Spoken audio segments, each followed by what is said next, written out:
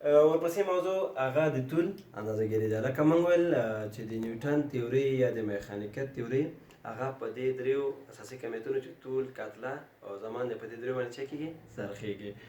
نو د هغوی نه لومړی راځو د طول اندازهګیري ته. مخکې مو ولوسته چې د طول د اندازهګیري اساسي یا اصلي واحد هغه متر دی. نو بیا دې ته ځینې وخت ضرورت پیښیږي چې باید داسې واحدات هم ولرو چې ممکن د هغه په متر باندې اندازه کول ګران اوسي.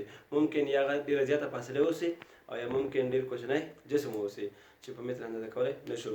نو نړیوال د اندازهګیري سیستم فزیک پوهان کېناستل، بیا د دوی لپاره نور د واحدات وټاکل چې هغه ته بیا موږ ویلی شو د متر څخه لوی واحدات یا د متر څخه کوچنی، یا ورته ویلی شو د متر اضعاف یا د متر اجزا.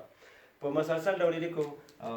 لومړی راځو د متر اضعاف ته، یعنې هغه واحدات چې د متر څخه چې دی لوی دی.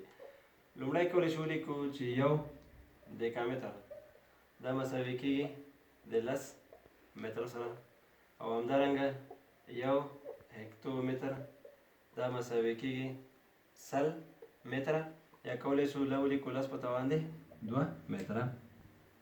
او همدارنګه یو کیلومتر دا مساوي کېږي له 1000 متره سره، او یا کولی شو چې ولیکو 10 په توان ده 3 متره. او همدارنګه کولی شو چې ولیکو کیلو میګا، یو میګا متر دا مساوي کېږي 1 میلیون، یا 10 په توان کولی شو ولیکو ډایرکټ 6 متره سره د اسانتیا په خاطر. او همدارنګه کولی شو چې ولیکو میګا پسې ګیګا، یو ګیګا متر دا مساوي کېږي 10 په توان ده 9 متره. او همدارنګه یو تیرا متر دا مساوي کېږي 10 په توان ده 12 متره سره. یعنې داسې ویلی شو چې د متر څخه لوی واحدات په لومړي قدم کې هغه دیکامتر دی، او بیا هکتومتر، کیلومتر، میګامتر، ګیګامتر او تیرامتر. یو دیکامتر 10 متره کېږي، یو هکتومتر 100 متره یا 10 په توان 2 متره کېږي، یو کیلومتر 1000 متره یا 10 په توان 3 متره کېږي، یو میګامتر 10 په توان 6 متره کېږي، یو ګیګامتر 10 په توان 9 متره کېږي، او یو تیرامتر 10 په توان 12 متره کېږي. او اوس راځو د متر اجزا لیکو. د متر اجزا په دې ډول لیکو. د متر اجزا یعنې هغه واحدات چې د متر څخه چې دي کوچني دي. لومړی لیکو چې یو دیسي متر دا مساوي کېږي په بخښنې سره د ښي اړخ نه به ولیکو، دې اړخ نه هم لیکلی شو، خو د ښي اړخ نه ځکه لیکو چې تاسو زده کول اسانه اوسي. داسې به ولیکو چې یو متر دا مساوي کېږي 10 په توان د یو دیسي متر یا 10 متره سره. او همدارنګه یو متر دا مساوي کېږي 100 سانتي متره یا 10 په توان د 2 سانتي متره سره. او همدارنګه یو متر دا مساوي کېږي د 1000 ملي متره، یا کولی شو ولیکو 10 په توان د 3 ملي متره سره. او همدارنګه کولی شو چې ولیکو یو متر دا مساوي کېږي 10 په توان د 6 مایکرومتره سره. او همدارنګه یو متر دا مساوي کېږي د 10 په توان د 9 نانو متره. او همدارنګه کولی شو چې ولیکو یو متر دا مساوي کېږي 10 په توان د 12 پیکو متره سره. صحیح شو؟ یعنې دا هغه واحدات دي چې د متر څخه کوچني دي. یو متر دا داسې هم لیکلی شو چې ولیکو یو دیسي متر مساوي کېږي 10 په توان د -1 متره سره، یا ولیکو یو دیسي متر مساوي کېږي 1/10 متره سره. خو د دې اړخ نه لږ زده کول شاید ممکن تاسو ګران اوسي، نو د راست طرف نه ولیکه. یو متر مساوي کېږي 10 دیسي متره، یو متر 100 سانتي متره یا 10 په توان 2 سانتي متره، او یو متر 1000 ملي متره یا 10 په توان 3 ملي متره، او یو متر 10 په توان 6 مایکرومتره، او یو متر 10 په توان 9 نانو متره، او یو متر 10 په توان 12 پیکو متره سره برابر ده. اوس راځو څنګه کولی شو دغه اجزا یا کوچني واحدات یو لوی ته بدل کړو یا لوی کوچني ته بدل کړو. یا د دوی رابطه څنګه کولی شو د متر سره ولرو یا مثال پکې حل کوو.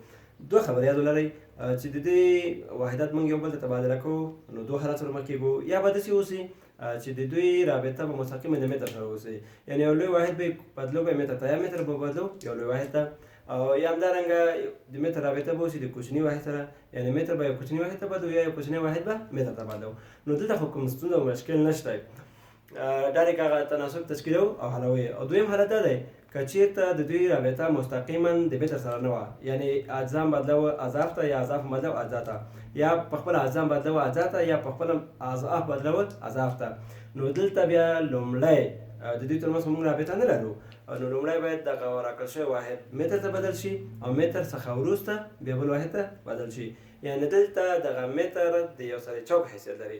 لومړی باید کله چې موټر د یو اړخ نه بل ته وړي باید متر د چوک نه دور وخوري. نو همدارنګه هم چې کله یو واحد دا چې خپل منځ کې رابطه ونه لري یو نه بل ته تبادله کوم باید لومړی متر ته بدل شي او له هغه څخه وروسته بل واحد ته. مثال لیکو موږ ته وایي چې 50 کیلومتره څو متره کېدلی شي. نو دلته موږ د کیلومتر او متر ترمنځ رابطه لرو که نه؟ موږ مخکې ولیکو چې یو کیلومتر 1000 متره کېږي یا 10 په توان دی 3 متره کېږي. نو دې نه لیکو 50 کیلومتره به څو متره شي. دې نه دا تناسب چې کوو حلوو، لیکو x مساوي کېږي. تناسب خو موږ تاسو لوستی او ډولونه یې هغې سره اشنا یو، د ریاضي نه پوهېږو چې درې ډوله تناسب لرو: مستقیم، غیر مستقیم او مرکب. مستقیم موږ وایو چې د یو کمیت په زیاتېدو سره بل کمیت هم باید زیات شي، یا د یو په کمیدو سره بل هم باید کم شي. نو دلته که کیلومتر څومره زیاتېږي نو باید متر اندازه ورسره چې شي زیاته شي. نو موږ پوهېږو چې دا تناسب مستقیم دی. د مستقیم تناسب د حل لپاره تر ټولو اسانه طریقه موږ داسې وایو چې ایکس ته کوم قیمت په طرف کې قرار ولري دا دی مخرج کې لیکو، او پاتې قیمتونه د ضرب په حالت کې چېرته لیکو؟ صورت کې 50 کیلومتره ضرب زر متره.